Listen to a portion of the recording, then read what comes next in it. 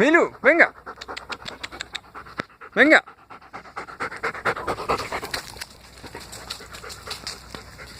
Milu.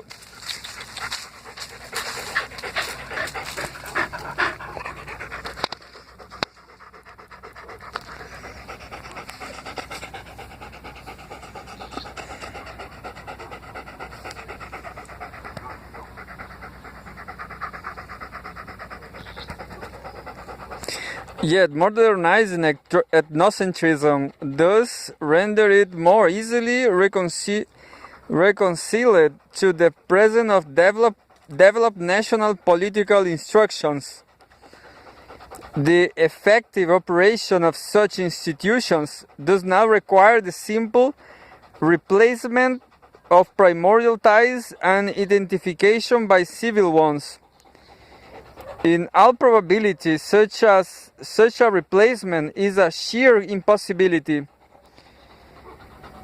What it does demand is an adjustment between them, an adjustment such that the processes of government can proceed freely without seriously threatening the cultural framework of personal identity, and such that whatever discontinuities in consciousness of kind happen to exist in the general society do not radically distort political functioning, at least as they have been conceived here. Primordial and civil sentiments are not ranged in direct and implicitly evolutionary opposition to one another in the manner of so many of the theoretical dichotomies of classical sociology.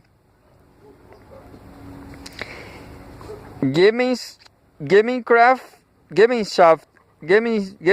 and Gesellschaft, mechanical and organic solidarity, folk and urban society. The history of their development does not consist simply of the expansion of the one at the expense of the other. They mark a tendency to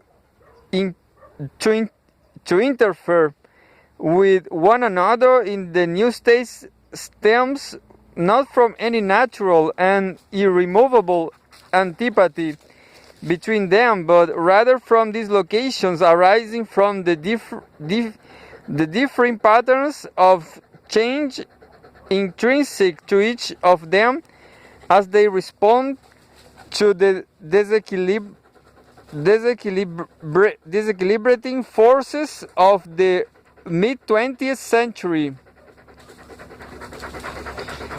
They clash in an outcome of the contrasting sort of transformation that traditional political institutions and traditional models of self-perception undergo as they move along their separate paths toward modernity. On the self-perception side, the nature of the modernizing process is virtually uninvestigated. It is not usually even recognized that such a process exists. The already mentioned aggregation of narrowly circumscribed tribal, linguistic, religious, and so on groups into large, more generalized ethnic blocks set within the context of a common social frame is certainly a crucial part of it. A simple, coherent, broadly defined ethnic structure, such as is found in most industrial societies, is not an undissolved residue of traditionalism, but an earmark of modernity. But how this reconstruction of the system of primordial affiliation take places, the stages through which it passes, the forces that advance or retard it, the transformations in personality structure it involves, all are largely unknown. The comparative sociology or social psychology of ethnic change remains to be written. With respect to the political side, it can hardly be said that the problem is unrecognized, for the notion of a civil society, of the nature of citizenship, and the diffuse social sentiments on which it rests, has been a central concern of political science since Aristotle, but it remains nonetheless vague, much easier to point to than describe, much easier to sense than to analyze.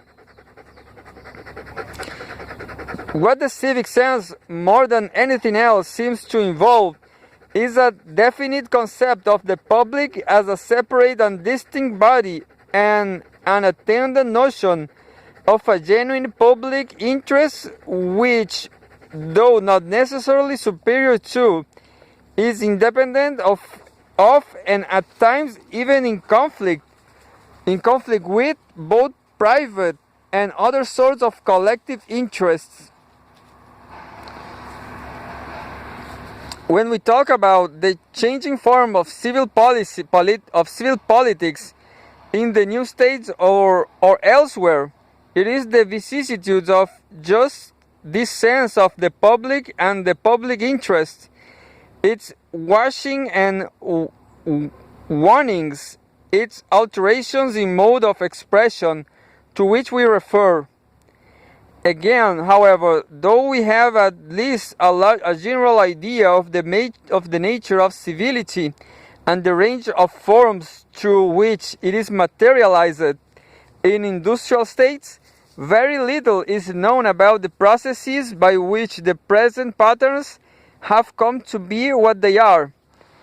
A genuine civil sense is often even denied, incorrectly in my opinion, to traditional states at all.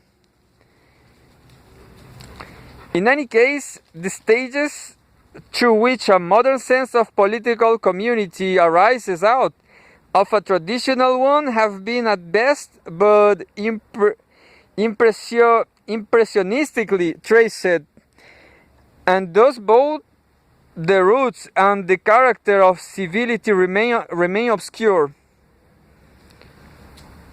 A satisfactory understanding of the reasons for the chronic tension in the new states between the need to maintain a society ratified personal identity and the desire to construct a powerful national community demands therefore a more circumstantial tracing of the stages through which their relationship to one another passes as each proceeds along the special lines of its own development.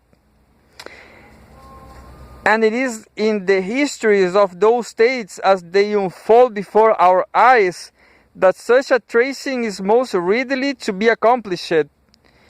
The diverse constitutional, quasi-constitutional, or simply ad hoc experiments in government that characterize at least those new states described here represent, among other things, an attempt to establish a pattern of politics in which the looming headlong clash of primordial and civil loyalties can be averted.